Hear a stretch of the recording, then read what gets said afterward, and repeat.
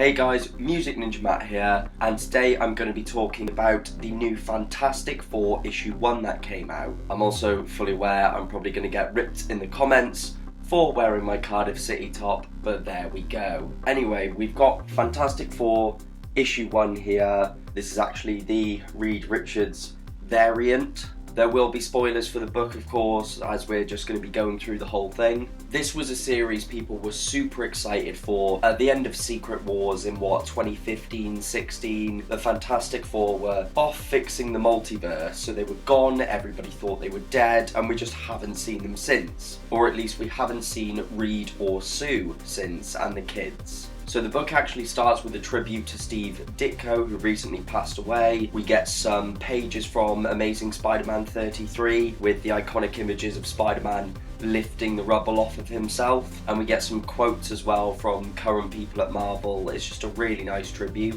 So this book is by Dan Slott, Sarah Pachilli, Simone Bianchi and Scotty Young. So we see Human Torch and the Thing, they're just out and about living their lives when the classic Fantastic Four signal comes up in the sky. Everybody is super hopeful that the Fantastic Four will be returning. Johnny goes off to see what the signal is, and it's actually just some kids had stolen the old signal and the whole thing was a prank. It's cool because we get to see a lot of different people in the superhero community react to these goings on, like Luke Cage, She-Hulk, etc. We get this big contrast between how Ben has kind of said, well, Reed and Sue are gone, and he's given up hope, whereas Johnny is determined to believe that they're still alive. Thing then actually goes to where the old signal was being kept. Obviously you can see the box that it was in that has been broken into, and Ben's going through all this old stuff, and he starts to basically tell a tale of a time where the Fantastic Four were stranded in space, and to get home they had to sing into this magical star scepter. It's really weird and cheesy, but there's a really funny moment in it.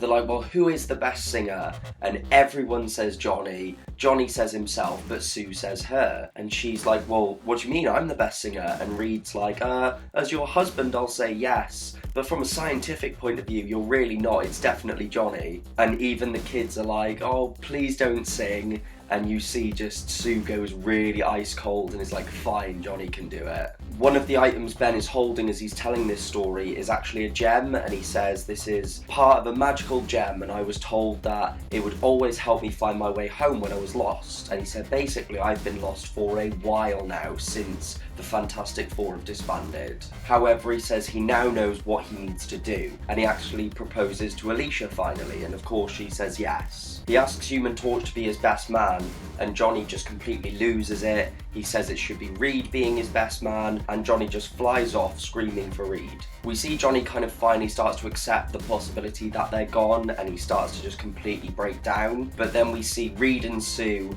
working on something, and they actually make a big Fantastic Four signal in the stars that can be seen from Earth. And it's just this really nice moment where we see everybody looking up at it, and then Johnny says it's about damn time. This was weird because I really wanted to see them reunite in this issue. That's all I wanted, but this was the build up to that. It was a great build up and a great ending, but I'm disappointed at the same time. We got two more sort of backup stories as well in this book.